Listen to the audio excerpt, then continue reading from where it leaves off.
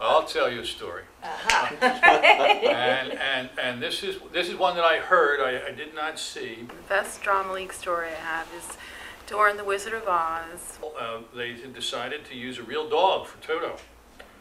And as the performances wore on, the dog became more and more nervous, and actually some people said psychotic. And Toto gave us a hard time with biting Dorothy once or twice on stage. That we had a lot of smoke and stuff in Wizard of Oz, and the face would come up and there'd be smoke. So we propped the doors open so that it would suck all the smoke out. The dog that we were using in the show, whose name happened to be Toto,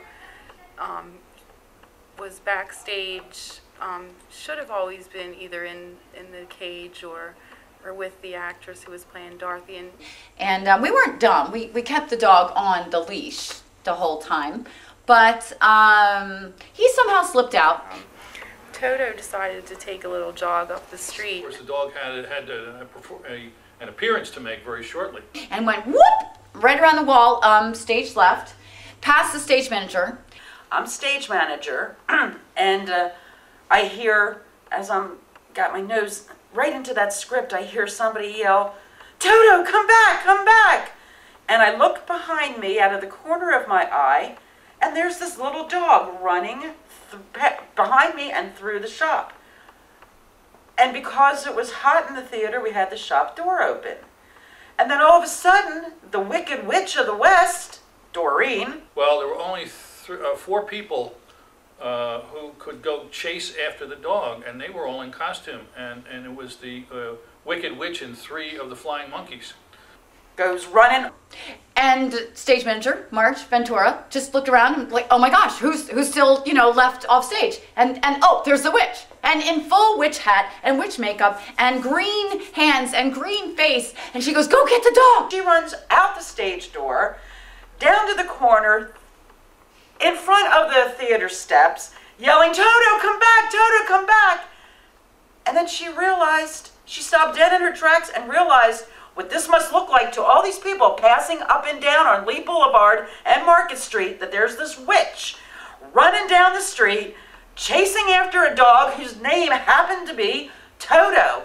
And she goes running out the back door and she looks around. Who's left? Oh, the 3 Flying Monkeys. Go help Doreen. And then, so they go running out the back door, and she's got her witch and her hat and her green and everything, and the Flying Monkeys with their little wings, and they're running down Lee Boulevard following this dog going, "Stop, Toto, stop! Stop, Toto!" And she catches the dog just before he goes out on the Lee Boulevard. So the folks out in front on Lee Boulevard were treated to the sight of a small white dog followed by a green witch and 3 flying monkeys.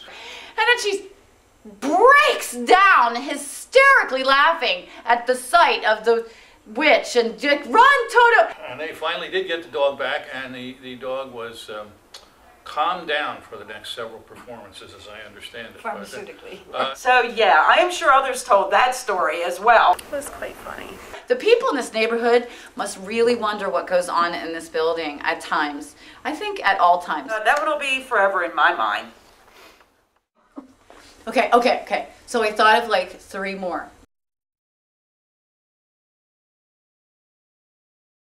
I think that another aspect of the Drama League that was important to me, and I think continues to be important to people, is the opportunity for families to come together and work together.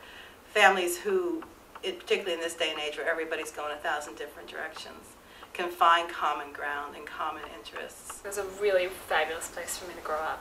I really like what participating in theater does for kids. Most children obviously don't go on to do it professionally, but they take with them a lot of skills that are useful in whatever they choose to do. And the confidence that builds is, you just can't find another venue that does it quite as well. I had a great childhood because of the Drama League. I would not have had a good childhood.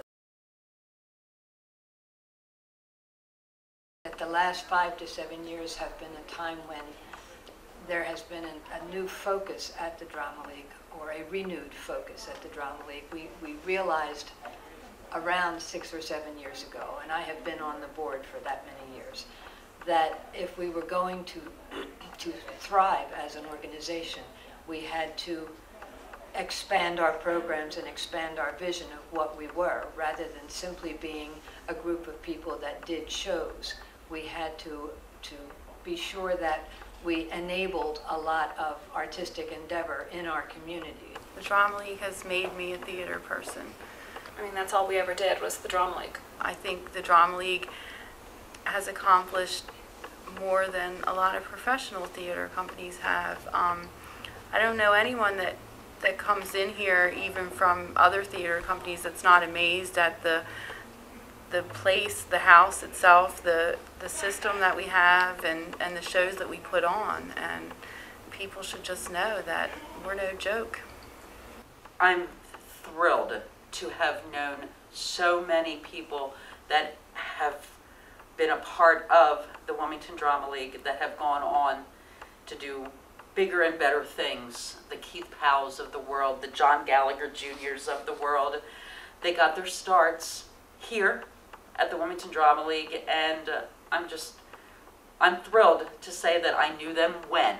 I have seen the building change over time, and some of the improvements I really like. Some of the improvements are a bittersweet departure from what used to be here. Something like the seats. You know, the seats are old, but the seats are great. You know that for many years, those seats have held a lot of audience members, and it's just like a part of the place, like a seat at a baseball stadium. It has a character all its own. The main part of the building has been the same, and that's very special because it's held so much history and so much energy and so much emotion, so much blood, sweat, and tears. The stage has soaked all that up, and it would be a shame to see that torn down at any time. The lobby's a little dated, you know. The lobby's a little dated, but it's it has a character, and it has absorbed the energy of all the tryouts and all the kids shows and all the things that have gone on in the building. It's absorbed that life force, and it'd be a shame to see any of it go. The Wilmington Drama League I found as a home, and I hope to stay here forever. I just hope that there are other people who last as long as I have and have enjoyed it as much. Good art isn't necessarily professional art.